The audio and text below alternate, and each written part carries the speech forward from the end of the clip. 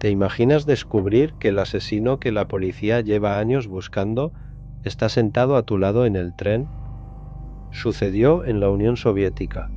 Durante más de una década, decenas de personas desaparecieron sin dejar rastro. La policía tenía víctimas, tenía escenas del crimen, tenía sospechosos, pero el asesino no aparecía. Y lo más inquietante es que mientras lo buscaban, él seguía con su vida normal. Tenía una familia, tenía un trabajo estable, caminaba por las mismas calles que cualquiera, y nadie sospechaba quién era realmente.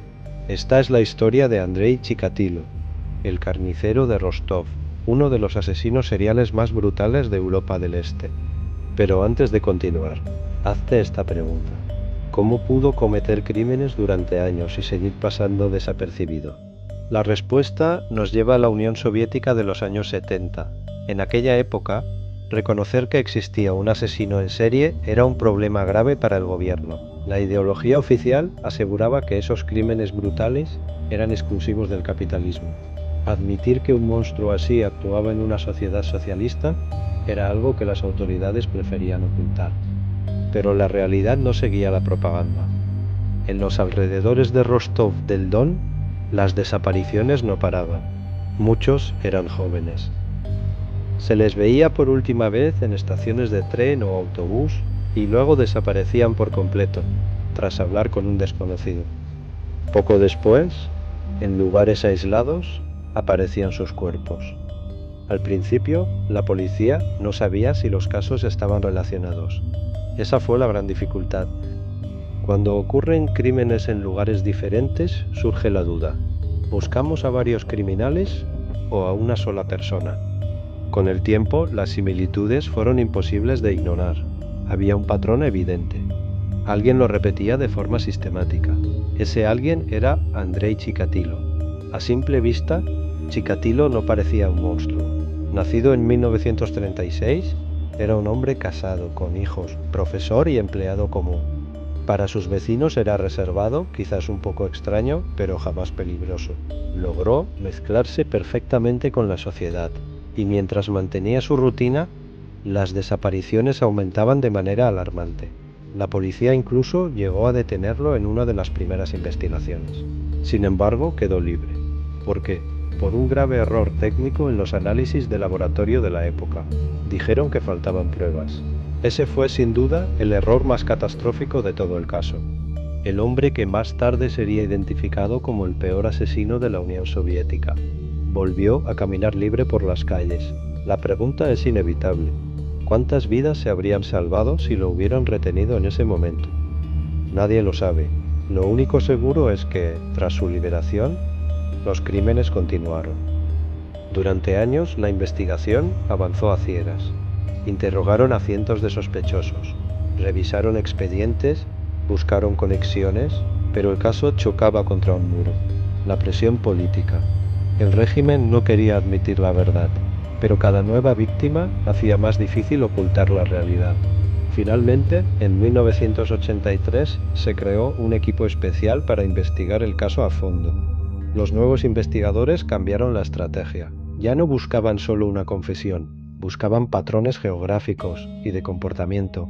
Analizaban dónde desaparecían, qué lugares frecuentaban y si el asesino usaba el tren para moverse de una ciudad a otra. Este análisis cambió las cosas. Cuando conectas cientos de datos aparentemente aislados, aparece un patrón claro, y el patrón de Chikatilo comenzó a tomar forma. El asesino atacaba en lugares públicos donde podía acercarse a sus víctimas sin llamar la atención. Estaciones de transporte, calles transitadas, multitudes, pero faltaba lo más difícil. ¿Cómo encontrar a un hombre que parecía completamente normal? En 1990, tras años de fracasos, la policía empezó a vigilar intensamente los andenes de las estaciones ferroviarias. Y ahí, Andrei Chikatilo apareció de forma definitiva, en el radar. Los agentes notaron su comportamiento sospechoso. Lo vieron acercarse a desconocidos en los andenes. No tenían pruebas directas de asesinato en ese instante, pero decidieron no perderlo de vista. Poco después, Chikatilo fue detenido oficialmente. Al principio, negó todo. Durante los interrogatorios permaneció en completo silencio, pero los investigadores no se rindieron. Siguieron acumulando pruebas físicas y confrontándolo con análisis avanzados. Poco a poco, la presión funcionó, las evidencias lo acorralaban y la máscara cayó. Tras años de mentiras, Andrei Chikatilo confesó detalladamente sus actos. Describió crímenes cometidos a lo largo de más de una década. Las autoridades lo vincularon con decenas de desapariciones. Finalmente, fue condenado por 52 asesinatos comprobados. Pero lo más aterrador no fue la cantidad de víctimas, sino la vida que llevaba entre un crimen y otro. Chikatilo no vivía escondido en un bosque ni era un fugitivo. Tenía una familia, tenía una rutina, una vida completamente normal. Después de cometer un crimen atroz, regresaba a casa y actuaba como si nada hubiera pasado. Ese contraste impactó al mundo, porque nos obliga a hacernos una pregunta muy incómoda. ¿Realmente podemos saber quién es una persona con solo verla unos minutos? La respuesta da escalofríos. No, no podemos. Por eso, los asesinos seriales logran ocultarse tanto tiempo. No porque sean genios, sino porque nadie busca el peligro en alguien que parece común y corriente. En 1992 comenzó el juicio. El proceso atrajo la atención de todo el mundo.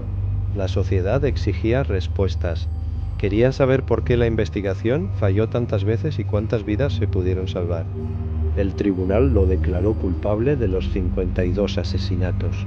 Fue condenado a muerte y ejecutado en 1994. Su caso se sigue estudiando hoy en las academias de policía, porque la historia del carnicero de Rostov no es solo la de un asesino, es la historia de una investigación llena de errores burocráticos, de un sistema que tardó años en reconocer el problema. Nos deja una última y perturbadora pregunta. ¿Cuánto tiempo puede una persona esconder su verdadera naturaleza? Andrei Chikatilo caminó entre ciudadanos comunes, tomó trenes, habló con desconocidos y regresó a su hogar. Las autoridades buscaban a un monstruo en las sombras, pero el asesino estaba ahí, a plena luz del día. Y tal vez esa sea la parte más peligrosa y aterradora de toda esta historia.